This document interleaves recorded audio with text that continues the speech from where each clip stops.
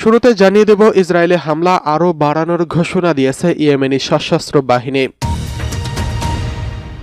জানিয়ে দেব, ইসরায়েলের সঙ্গে সব ধরনের বাণিজ্য বন্ধ করে দিয়েছে তুরস্ক। অন্যদিকে রয়েছে প্রথমবারের মতো প্রশান্ত মহাসাগরে মস্কো বেইজিং যৌথ সাবমেরিন টহল। এরপরে জানিয়ে দেব, 4 সেনাকে খুঁজে পাচ্ছে না ইসরায়েল। সর্বশেষ জানিয়ে দেব, জাতিসংঘ অধিবেশনে ফিলিস্তিনি প্রেসিডেন্টকে যোগ দিতে বাধা।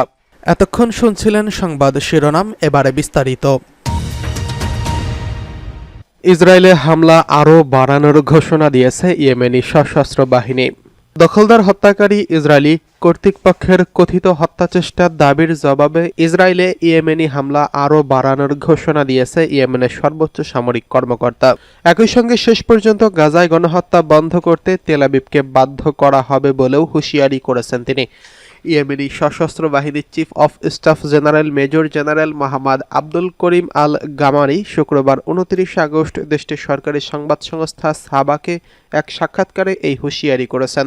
তিনি বলেছেন, গাজায় কিংবা ইয়েমেনের প্রতি জায়নিস্ট আগ্রাসন শক্তির নিদর্শন নয়, বরং এটি প্রায় 2 বছর ধরে লক্ষ্য পূরণের ব্যর্থতার প্রতিফলন। এর জবাবে প্রতিরোধ আরও তীব্র হবে।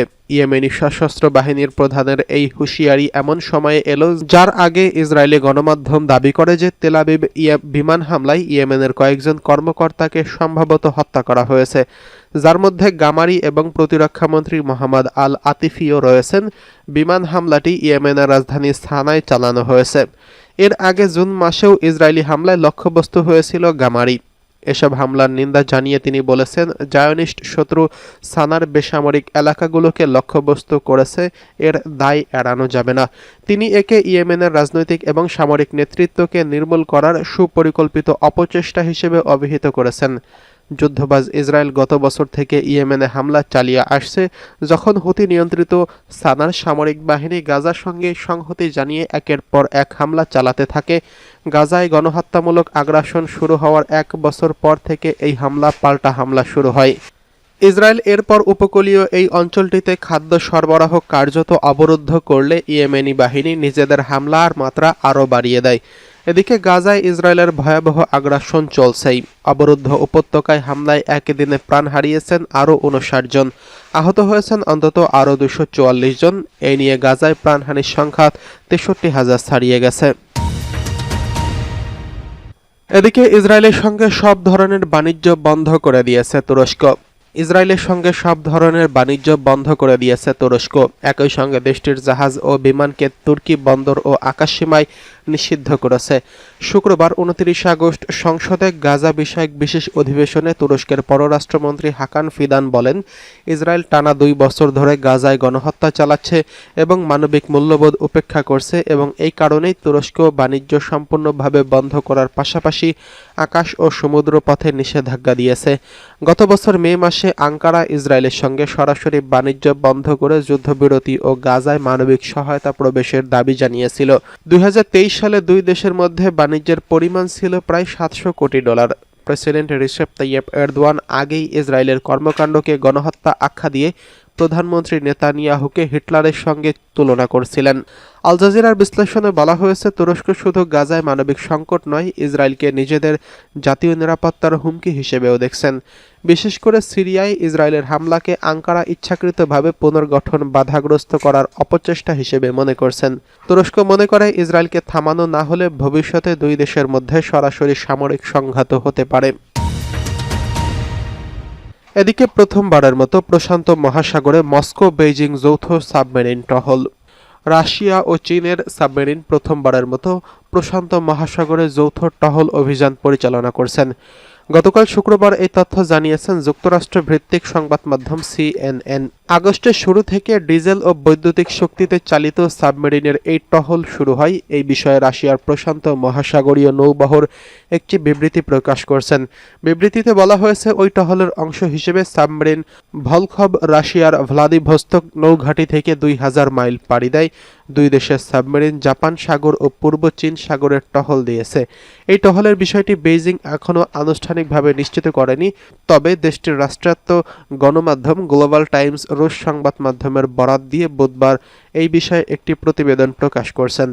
চীনের সামরিক বিশেষজ্ঞ ঝাং জুনশের বরাত দিয়ে গ্লোবাল টাইমস জানিয়েছে, প্রথমবারের মতো চীন রাশিয়ার যৌথ সাবমেরিন টহলে দুই দেশের একে অপরের প্রতি উচ্চ পর্যায়ের কৌশলগত আস্থার ইঙ্গিত রয়েছে।